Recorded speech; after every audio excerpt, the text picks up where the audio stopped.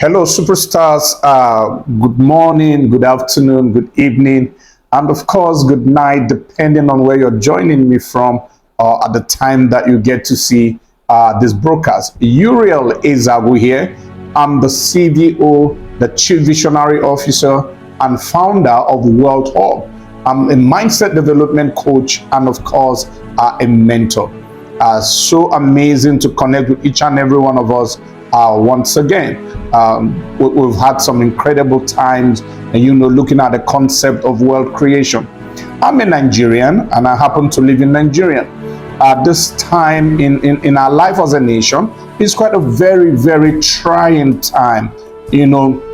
This is the time that you could say that darkness shall cover the earth and gross darkness the people, because people can hardly eat. People can hardly feed, and take care of their daily necessities. So if there was ever a time that the concept of wealth education is needed, it's actually now. In the life of a nation, in the life of Nigerian, this is a very critical time to look at the subject of wealth education, because make no mistakes about it, wealth can be taught.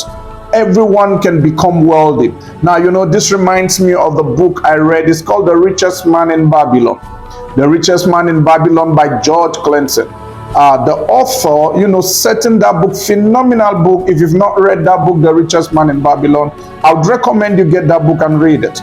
The author sets it in, a typical Asian Babylonian setting, an amazing scene, creating some epic pictures and incredible. The imagination, the thinking, the mindset that went into putting that book together is phenomenal. And there was this king, the king of Babylon, who was quite concerned. You could say that what was happening in Babylon at that time is the exact same thing that we're seeing right now in Nigerian, Africa's most populous nation. The only thing I can say that is the difference is I don't think the president cares as much about the suffering in the land as the king of Babylon cared about what his people were going through. Because it became a concern for the king of Babylon that when he built the palace and the great construction, irrigation works, and the whole lot of infrastructure and developmental projects that he brought in, people prospered. There was a whole lot of money circulating. The economy boomed. The traders had people to buy from them. Businesses was just moving, prosper. Everything was flourishing.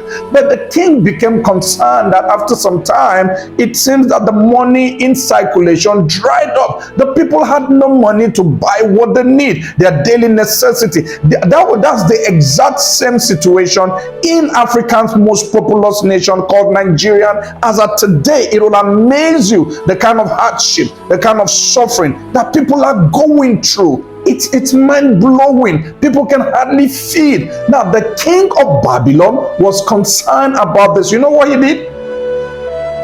He started making inquiries and asking questions. Why is that? Questions host answers on the earth. Questions host answers on the earth. The kind of question or the type of question you ask determines the answers you're going to get. So he began to make inquiries and ask his lords, and his counselors and his advisors, and ask them, how come the wealth that is supposed to be everywhere, it's dried up? And his chief treasurer said to him, well, it's not a mystery. He said to him that the wealth has, filtered through the hands of the people, and gone to those who know how to acquire money. So the king asked, is there anyone who knows how to acquire money? Who is the person that knows the most about acquiring money and becoming wealthy? And of course, it was the richest man in Babylon. That's the title of that book. Like in Nigeria, we have Aliko Dangote. I wish which Africa's richest man, I wish he would really teach people and educate people on how people can become wealthy. So the king sent for the richest man in Babylon, and the king said to him, I hear you're the richest man in Babylon. And of course the gentleman answered, so it is reported everywhere and no man disputes it. So the king asked him, Are there known principles? Are there certain things that any man can apply and learn and be able to become wealthy and walk themselves, from the darkness of poverty into the light of wealth? And the richest man in Babylon says, absolutely. He says, listen, what any man has learned can be transferred to anybody, any other person. And you see, that's why I'm doing this series, because wealth creation can be learned. Everyone can learn how to become wealthy. Taking me back once again to that incredible book, The Science of Getting Rich.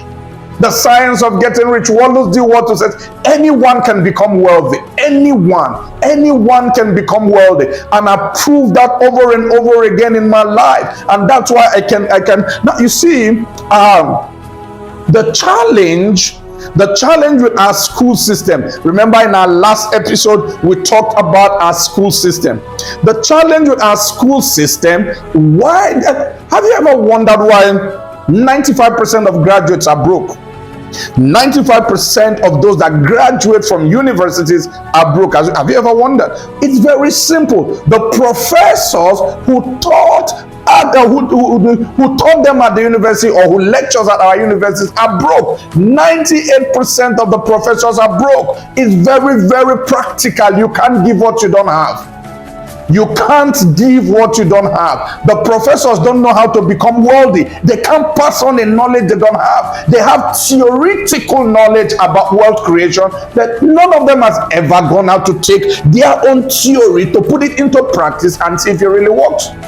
But you see, the richest man in Babylon had taken the theories that he had about wealth creation, applied them, and had become wealthy. So he told the king that what one man knows can be taught to every other person.